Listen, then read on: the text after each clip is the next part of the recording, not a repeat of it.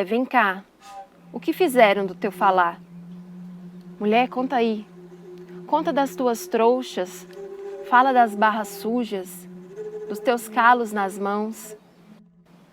O que te faz viver, mulher? Bota aí teu armamento.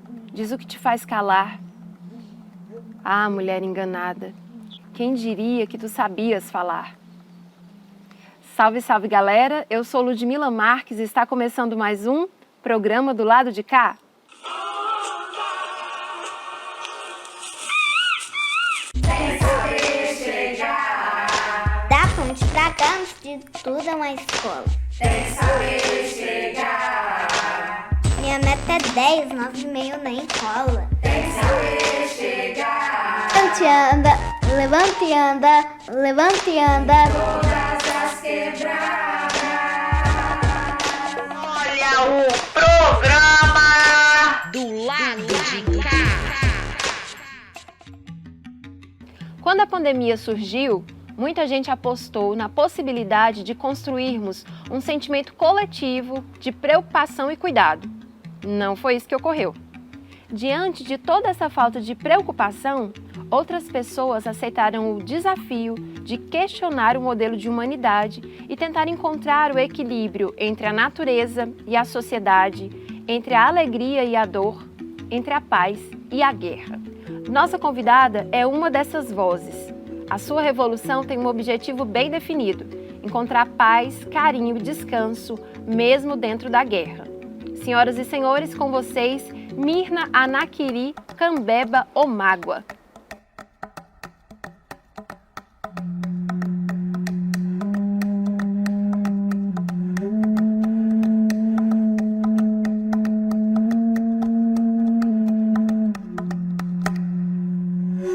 Eu sou Mirna Anakiri e eu quero saudar o programa do lado de cá. Eu sou uma mulher indígena, pertencente aos povos originários do Amazonas, Kambeba Omagua, o povo da água. Eu venho das águas. Eu vivo em Goiânia há mais de 20 anos. E aqui eu tenho estabelecido muitas relações, estudado.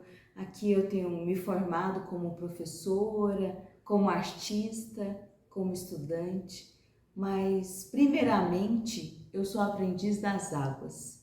Então eu honro o meu povo, eu honro as águas e peço licença e orientação para estar com vocês. Mirna, certa vez você disse que se sente responsável ao produzir arte, porque ela está presente em todos os lugares e porque tem papel-chave ao construir respeito, resistência e amor. Então eu te pergunto, qual a importância da arte na sua formação como pessoa? Atualmente eu sou estudante da pós-graduação no programa de Arte e Cultura Visual da UFG. E a arte é um lugar de pesquisa, atuação e de afeto, no meu entendimento e nas minhas práticas. E enquanto professora, eu tenho pensado como que eu vou trabalhar e desenvolver essa pesquisa, esse fazer artístico com as e os estudantes. Então, no primeiro momento, quando eu fui fazer vestibular, eu fiquei pensando se eu faria arte cênica ou artes visuais. E eu encontrei alguns caminhos nas artes visuais que linkavam muito com as artes cênicas. Eu acho que a arte está cada vez mais híbrida e a gente pode cada vez mais criar possibilidades de diálogo. Mas nesse momento eu tive essa dúvida e eu fui para as artes visuais.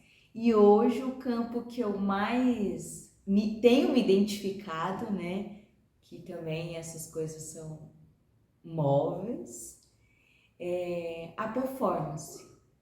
Então, como eu falei para vocês que eu gosto de cantar, eu gosto de dançar, a performance é esse lugar que traz esse espaço, né?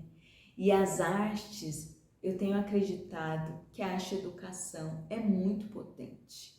É um espaço onde a gente pode criar, é um espaço onde pode abrir um diálogo sobre as diferenças, as questões raciais. Eu tenho me posicionado nas minhas aulas de arte como professora sobre essas questões. Como que a arte pode trabalhar nesse campo, né? Nesses vários campos, nessas várias questões que nós temos discutido na sociedade, né? A questão de raça, de gênero, de classe. Então, eu tenho entendido as artes como um lugar de posicionamento político, com amor, com respeito. Eu tenho entendido que as artes abrem caminhos para entendimento sensíveis, respeitosos e com muita beleza, claro. E eu parto de algumas orientações que são da natureza, que tem a ver com o meu povo, com a minha ancestralidade. Então, quando eu me proponho a criar, quando eu me proponho a dar uma aula, a dar uma palestra, a estar em um programa do lado de cá, eu peço licença, eu peço permissão e sempre penso de que forma que as minhas palavras, a partir do meu lugar de artista, professora, pesquisadora, mulher indígena, ativista, né, dos movimentos indígenas, integrante da coletiva de mulheres indígenas e negras quilombolas, a partir desse lugar que eu falo, como que eu posso pensar em estratégias de respeitar e honrar os povos originários dessa terra. Então, a questão das artes, em especial as artes visuais, esse lugar que eu tenho transitado, como uma professora, eu tenho me posicionado politicamente para dizer, né, que esse país, o Brasil inteiro é terra indígena. E levantar esses diálogos, levantar questões na arte e educação, como, por exemplo, quais são as artistas indígenas que nós conhecemos, né? Quantas vezes na educação, na escola, o Dia do Índio foi um lugar de reprodução de estereótipos. Então, essa escolha também de ser uma professora, né, é de pensar como o campo da educação é potente. E eu desejo contribuir por uma educação antirracista. Então, as artes, na minha vida, na minha formação e no meu trabalho, tem sido pontual para as minhas ações. Cada vez mais eu me vejo aprendendo com diversas artistas, com um universo de imagens produzida por artistas indígenas contemporâneos. Então, esse diálogo entre arte e educação é um lugar de muita potência. Pelo menos é assim que eu tenho entendido, visto e investido as minhas energias. Quando boa parcela da nossa gente foi arrancada da sua origem, retirada dos campos e das florestas para viver em favelas e periferias como mão de obra barata, eu te pergunto, Mirna, somos mesmo uma humanidade? Às vezes eu ouço falar de colonização como se fosse uma coisa do passado. E, infelizmente, ainda é muito presente. Nós, povos indígenas, temos nos posicionado pontualmente para dizer que o Brasil inteiro é terra indígena e que nós estamos nessa luta pelo mínimo, que já é o nosso direito: educação, cultura, arte, território. A luta pela terra, infelizmente, ainda é uma questão de muito conflito e de muita violência com nós, povos indígenas. E aí eu tô falando de povos que vivem em aldeia, em terra demarcada, povos que vivem na cidade, Em Goiânia, por exemplo, existe várias pessoas indígenas que vivem aqui, que estudam, que escolheram viver aqui. Porque essa é uma das questões da colonização, que é dizer onde nós devemos ficar ou estar. E uma mulher indígena pode estar em todos os lugares que ela quiser, dentro das suas possibilidades. Muitas vezes eu recebo a pergunta, né? Se eu sou índia de verdade ou se o meu povo anda pelado. Essas imagens colonizadoras que vêm na nossa educação, que aparecem nas TVs, que aparece muitas vezes nos livros didáticos, né? Existe um imaginário colonizador de como deveria ser os povos indígenas, uma mulher indígena.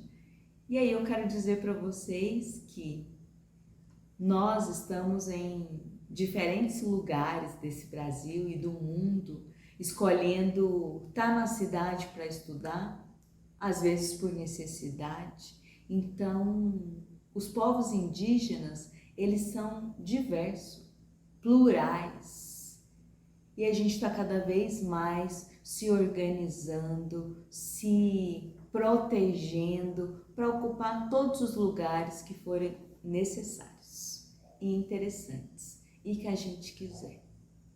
A gente também tem desejo cada vez mais de movimentar a alegria, o amor, o carinho. Então eu tenho falado, né?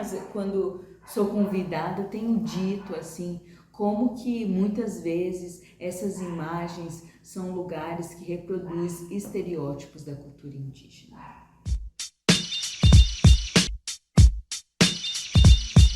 E agora com vocês, o professor Flávio Batista, no nosso já tradicional quadro Pega a Visão. Fala galera, eu sou o Flávio Batista e esse é o Pega a Visão.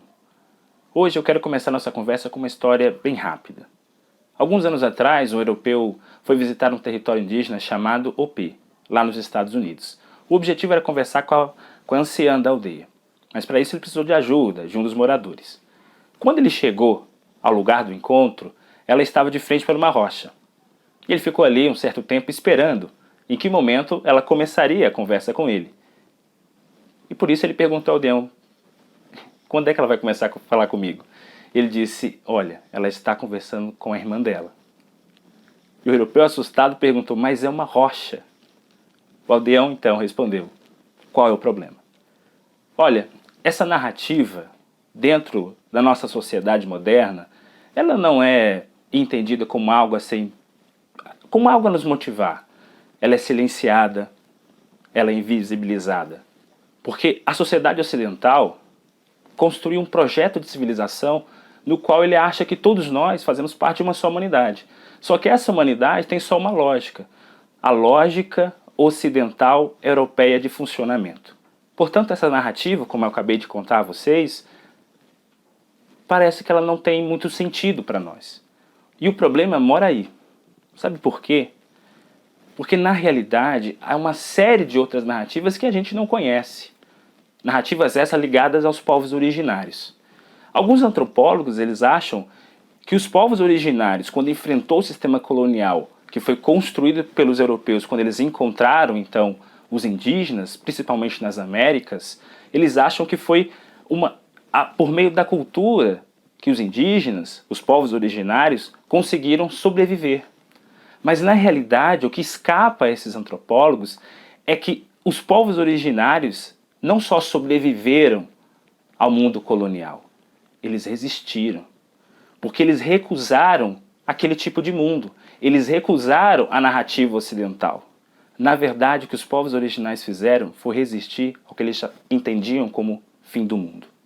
Sabe por quê? Porque o que foi entregue para eles, a proposta de mundo civilizatório, foi mais ou menos assim, é como se o europeu tivesse chegado e dito o seguinte, olha, toma aqui, toma a Bíblia, toma o colégio, toma a universidade, toma o capitalismo, toma a empresa, tome consumo e tome porrada. Os povos originários resolveram resistir a tudo isso. porque eles queriam naquele momento adiar o fim do mundo. E sabe como é que eles conseguem fazer isso? Contando histórias. Histórias como essa do início da nossa conversa. Um cara muito legal chamado Ailton Krenak, a possibilidade de adiar o fim do mundo é o poder de contar histórias. Histórias essas que para muitos podem parecer bobagem, podem parecer piada, porque nesse mundo acham que aqueles que dançam, cantam e simplesmente se relacionam com a natureza de outro modo, não pode ser fundamento de conhecimento. E isso é importante para a nossa conversa de hoje, porque eu quero terminar ela te perguntando isso. Que tal eu e você poder contar histórias para quem sabe adiar o fim do mundo?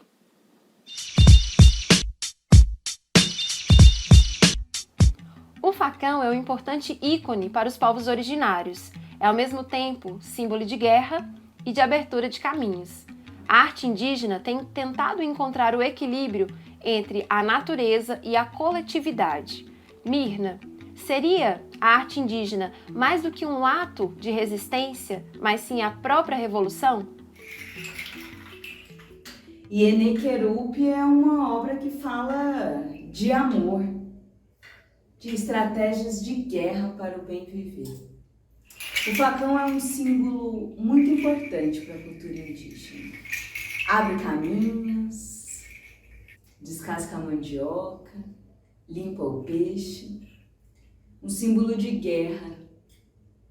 O facão é uma referência do cotidiano, o teçado, como fala na minha família.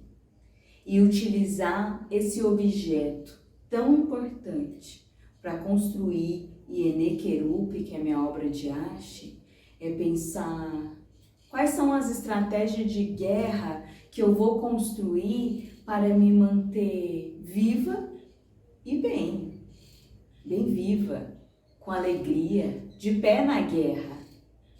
Então, esse trabalho é levantar o facão do amor, é utilizar essa lâmina, essa força, essa ousadia para dizer que nós, mulheres indígenas, somos guerreiras, mas nós também somos beleza, carinho, nós também somos guiada pelas águas, a gente é muita coisa. Então, quando eu escrevo na lâmina desse facão, coragem para o amor, afroafeto com referências pontuais da coletiva de mulheres indígenas quilombola, como que o meu encontro com as mulheres negras tem sido um lugar de conforto, de coragem, tem sido essa rede de afeto. Então, quando eu comecei a criar essa obra, as primeiras mulheres que eu pensei enquanto eu estava construindo eram as mulheres indígenas e as mulheres negras quilombolas. Então, pensar na questão de como nós podemos criar estratégias para nos ver nesse lugar. Porque a luta é muito árdua e a gente está numa guerra e nós temos consciência disso. Mas é pensar como estar de pé nessa guerra estando bem e feliz. Porque muitas vezes as histórias de violências e agressões são tão grandes que parece que pode nos consumir, mas não pode. Porque na nossa caminhada e na nossa trajetória e a nossa ancestralidade tem muita beleza, tem muito cuidado, tem muito amor, tem muita proteção. Então é a partir dessas referências que eu tenho criado os meus trabalhos. É a partir da referência da beleza, do descanso, da proteção, da alegria, das águas, dos animais que nos alimentam, dos peixes, do fluir. Então eu utilizo dessa referência tão importante que é o facão, para dizer: eu levanto o facão do amor. Nas estratégias de guerra, essa tem sido a minha trincheira. Eu tenho escolhido lutar pelo bem viver, pelo amor, pelo cuidado, pelo carinho. É necessário que a gente erga as nossas cabeças e se posicione diante das questões de violência. Com a violência é necessário ser radical. Mas também quero dizer que a gente nunca se esqueça da beleza, da nossa ancestralidade, das nossas orientações e dos encontros que a gente tem se fortalecido com as nossas irmãs e com os nossos irmãos. Então, vamos lutar também pelo o carinho, o amor e o respeito. Mirna, deixe um recado para os espectadores do lado de cá. Eu quero convidar vocês, espectadoras desse programa tão lindo do lado de cá, para chegar para cá e conhecer a arte das mulheres indígenas, dos povos indígenas. Quero dizer, vem com a gente. Sejam bem-vindas e bem-vindos para a gente construir uma educação antirracista que reconhece e valoriza a cultura dos povos originários.